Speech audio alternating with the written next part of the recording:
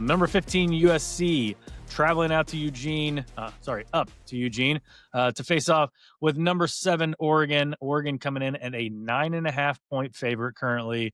3:30 CBS game. Poor CBS. They got stuck with Penn State, Michigan State last week, so they get a little redemption this week, and probably the game that's going to be the most tuned into. So, hey, it pays to have that Big Ten contract, right? So Oregon has won 3 in a row in this series, but this marks the first time that they are going to be meeting as Big Ten foes. I think in this matchup, it's pretty clear you've got, 2 of the top 3 to 5 offenses in the country. USC's dynamic offense. Oregon can really hit you both passing and running. USC defense, though, they are very susceptible everywhere, but especially to the run. And Oregon, as of late, has just been pounding it with Jordan Davison. Yeah, I think that's where it starts, man. Again, USC has done a really good job here recently against at home, against the physical type Big Ten teams that want to line up and try to play in a phone booth and just out physical you and run the football on you. They did it against Michigan. They did it against Iowa.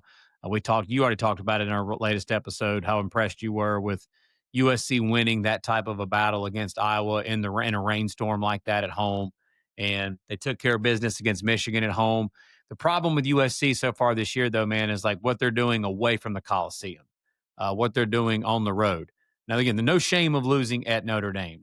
We both agree that we think Notre Dame is one of the better teams in the country. So, a lot of teams are going to go on the road and lose in South Bend.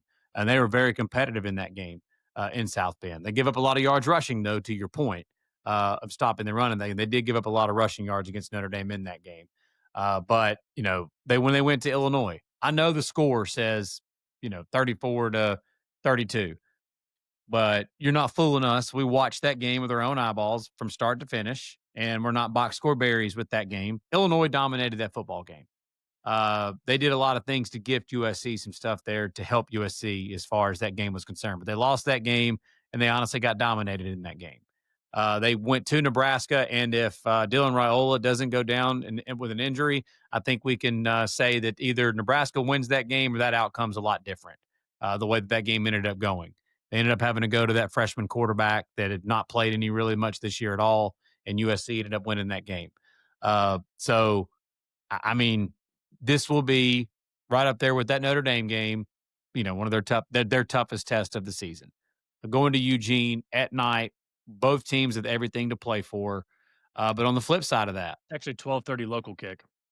That's true. Yeah. 12:30 local. Yeah, my fault. I don't want to get anything wrong with times and with weather. I looked up the weather. It looks beautiful. I swear. I was going to say, did we actually look at weather this week? At this point, I heard Pate say it was going to rain earlier, but I looked it up and it did not call for rain as of right now for Saturday. So, Eugene, Oregon, Pacific Northwest is crazy. You can get rain at any time. So don't hold us to it. Okay. But on the flip side of that, when you flip it around the other side of the ball, USC's offense is dynamic as any there is in the country.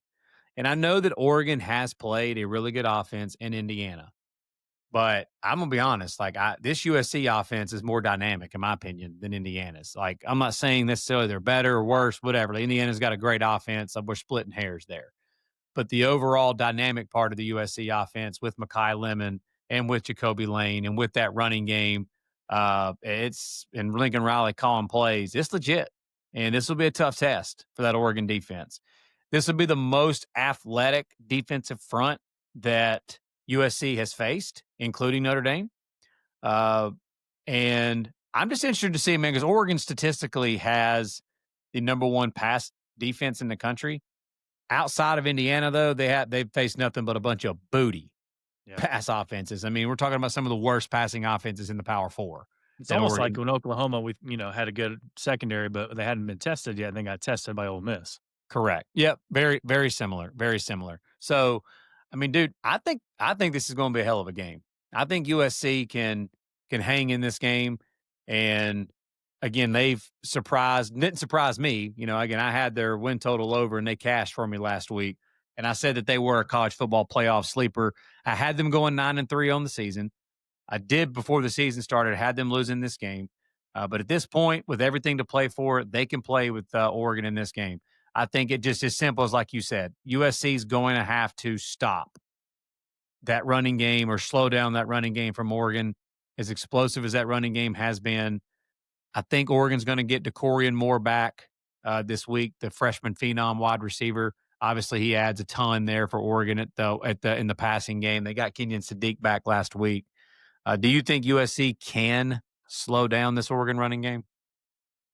No, I I don't don't. either. I I don't don't think either. they can. And to touch on your, the home and road dichotomies there for USC, I sent you this, stat table. I think it was yesterday, and just, I mean, at home they're averaging 45.3 points per game, and on the road they're averaging 27.5. Ooh. I mean, points allowed, they're giving up six more on the road than they are at home. Offensive yards per play, 8.4 at home, only six on the road. Defensive yards per play, they're giving up six on the road versus five at home. So completion percentage is lower for Jaden Mayava at home. The third down offense decreases by 16% on the road. Third down defenses, they allow 15% more third down conversions on the road. And like you said, I mean, they are playing probably a little tougher competition. Obviously, Notre Dame and Nebraska, Illinois, some of those teams on the road, but just those are some big splits, and they're not just like win-loss splits. Like those are some big splits, and I just think, to me, I think it's a mismatch, man. I think it's a coaching mismatch, honestly. I think Dan Lanning is a better coach than Lincoln Riley by far. I think Will Stein is going to absolutely expose D'Anton Lynn's defense. Even more than it's already been exposed. Say it with your Uh, chest, baby. I think they're going to Okay. expose the defense even more than they've been exposed by other teams. I mean, I think I saw Oregon's team totals 34 and a half in this game. I mean, Notre Dame put up 34 with their offense. I don't understand why you're not looking at Oregon's team total there and trying to, say they're going to get at least five touchdowns. Is that a best bet? No, it's not a best bet. I do have a Okay. best bet in the game, though. I am taking Oregon minus 9.5 to win Okay. this game. I just think it's a bad, bad matchup for USC. Oregon, I mean, I think they realize, I think if they're honest with themselves and they look at the rest of their schedule, they haven't had a lot of chances to, make their mark on the season and kind of prove, to everybody, okay, we can still get this done. Obviously, they won at Iowa, but, Iowa's number 20. They got four losses now. They lost to Indiana. Like, Dan Lanning knows this is a big moment for them. This is a big, big time game. They had one extra day of rest. USC, I mean, that was an emotional. I mean, Lincoln Riley after that Iowa game said that was a culture win. He was emotional on that sideline. It's going to be hard to carry that over, but both teams are desperate, man. Like both teams still have Big Ten championship aspirations. I just think it's a bad matchup for the USC defense. I think Oregon's offense is going to have a lot of success, and I think they get the job done by double digits.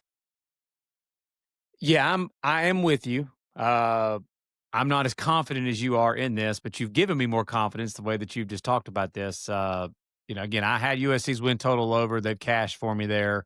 I had them going 9-3. I had them losing this game.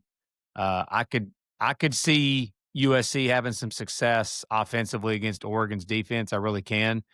I just think this offense for USC is too good not to have success against most teams' defenses. That's just the way this USC offense is.